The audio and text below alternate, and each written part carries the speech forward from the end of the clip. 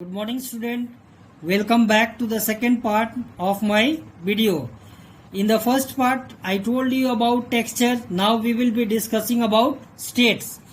Depending on the shape and volume, most of the material can be categorized into three states as you have already read, that is solid, liquid and gas. Solid, liquid and gas. Now all materials are made up of very small particles. They are called molecules.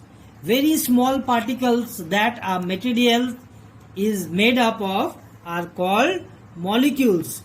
They are not visible through our naked eyes. We cannot see this molecule with our naked eyes. So to see this molecule, what we have to use? We have to use a microscope.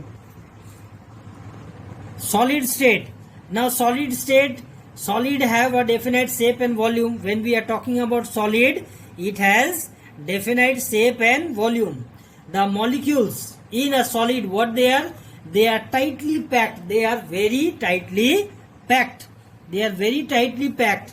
Usually in a regular pattern. Means they are, you can see here how the molecules in a solid are compressed with each other. This figure you can see here how solids are compressed together or attached together with each other without any space in between them. They cannot move. They vibrate about their fixed point. This in solid, the molecules cannot move. They just vibrate in their place or in their fixed position. Example, solids are ice, utensils and tools. It might be sticks, it might be iron or anything. A solid object is kept in a jar. Does it fit well to touch? Does it fit well to touch all surface of that object jar? The same object is kept in flat circular container. Does the object change its shape or volume? Liquid state. So when we are talking about liquid, many liquid, water, it is a liquid. So liquid, what it does? It flows. Liquid, what it does? It flows. Now suppose if you take a glass of water and drop it on a table, what we will see? The water will not stay in one place. It will move from one place to another place, means it will flow. So liquid, they do not have definite volume liquid have a definite volume but not definite shape. So liquid, what it has? It has a definite volume but no definite shape. It does not have definite shape because the liquid in which it is kept. Suppose you are taking a water in a glass, so it takes the shape of the glass in which the water is kept. Not only glass, in whatever container we keep the liquid, it takes the shape of that container. The molecules in a liquid are what? They are having a space in between them. The molecules in liquids are having space and they are free to move about. They are having little free to move about in their place, pouring the water back into the plus. Now suppose if we are having a glass, we have poured water in the glass. Now what we see? The water takes the shape of the glass in which we are pouring the water. If we are pouring the water in a bottle, it will take the shape of that bottle. So example of liquid are water, oil, petrol, etc. These are the examples. Gaseous state. Now gas, when we are talking about gas, it does not have fixed shape and volume. Gas does not have fixed shape and volume. They are highly compressible. We can compress them. The molecules in a gas are very free, means they are having a large distance between one molecule to another, and they are free enough to move freely within the molecule, within that particles. The molecules are loosely packed.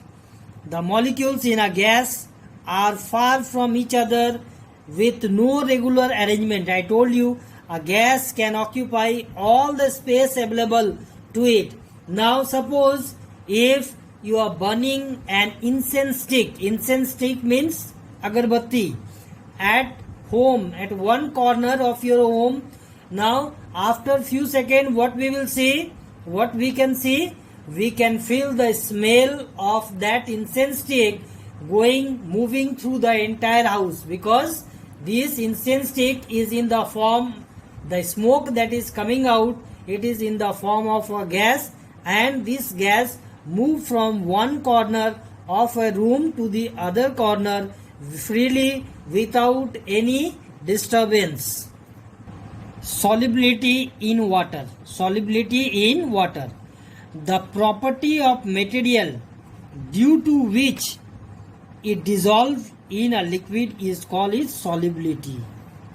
The property of a material due to which it dissolves in a liquid is called solubility. Now suppose if you take a glass of water and take 2 or 3 tablespoons of sugar, mix it properly.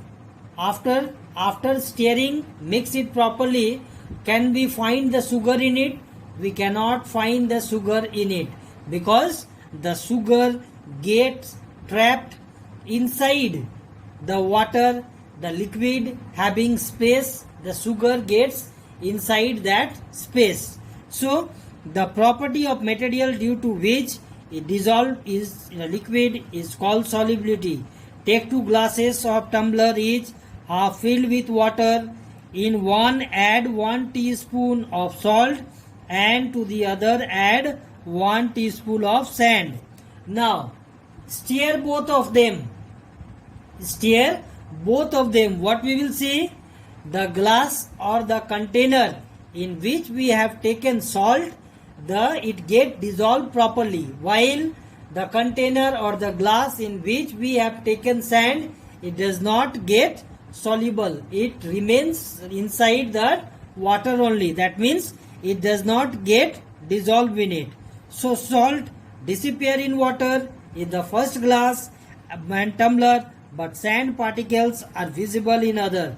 From this observation, you can say that salt is soluble in water, whereas this sand is insoluble in water. The substance which dissolve in water are said to be solute, are said to be soluble in water. Just like sugar, salt, they get dissolved in water, that is why they are called soluble. And the substance which do not dissolve in water are called insoluble. The substance which dissolve in water are called soluble, like sugar, salt, and the substance which do not dissolve in water are called insoluble, like sand. Okay, so they are insoluble. The liquid which dissolve a substance is called a solvent. The liquid which dissolve a substance, like sugar getting dissolved in water. So sugar is what? It is solute, and the water is solvent, and the mixture that we get from sugar and water, it is called the solution. It is called the solution. Now a homogeneous substance, a homogeneous, some properties of can occupy its composition. Mixture of a solution is called solution. So water is known as universal solvent. Water is known as universal solvent. Why? Because water can dissolve most of the things that is present on the earth. That is why it is called universal solvent. Liquid which mix with each other are called miscible liquid. Liquid which mix with each other are called miscible liquid. Like lemon juice, shampoo. What they do? They are miscible, means they mix with water properly. That is why they are called miscible liquid. And the liquid that does not mix with water is called immiscible liquid. Like kerosene, oil, they are immiscible liquid. Gases like carbon dioxide and oxygen are soluble in water. Gases like carbon dioxide and oxygen are soluble in water. Plants and animals living in water use these gases for their survival. Some gases such as nitrogen, hydrogen are almost insoluble in water.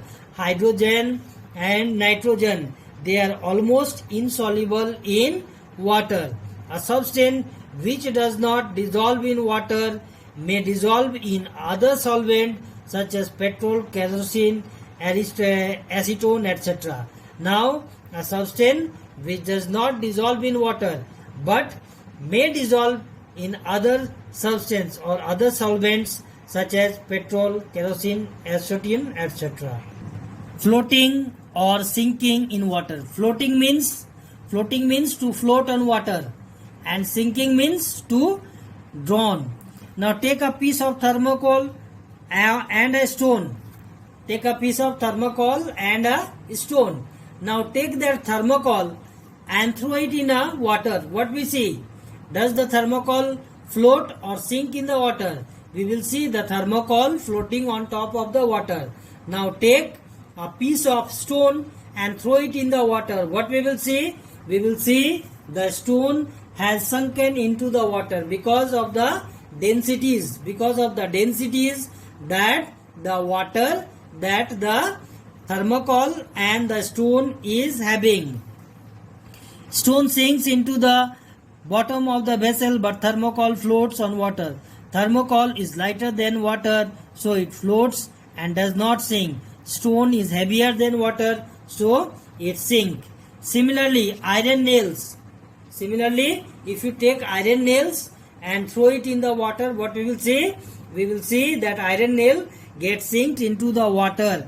Whereas a piece of wood, if you take a piece of wood, we will see the wood is floating on top of the water. It is because the heavier object has greater density, and then the water sink even if the volume are equal.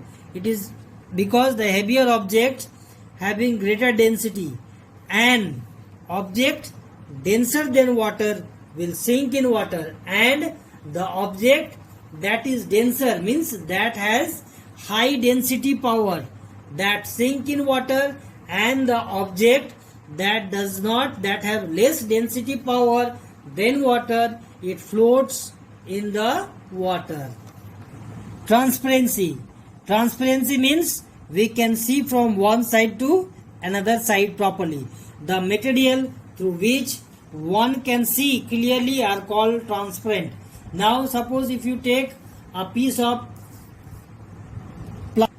which plastic, that clear white plastic, we can see from one side to another side properly, or a glass from which we can see from one side to another side properly. This is called transparent. Transparent substance allows most of the light to falling on it to pass through them. Example, glass and water.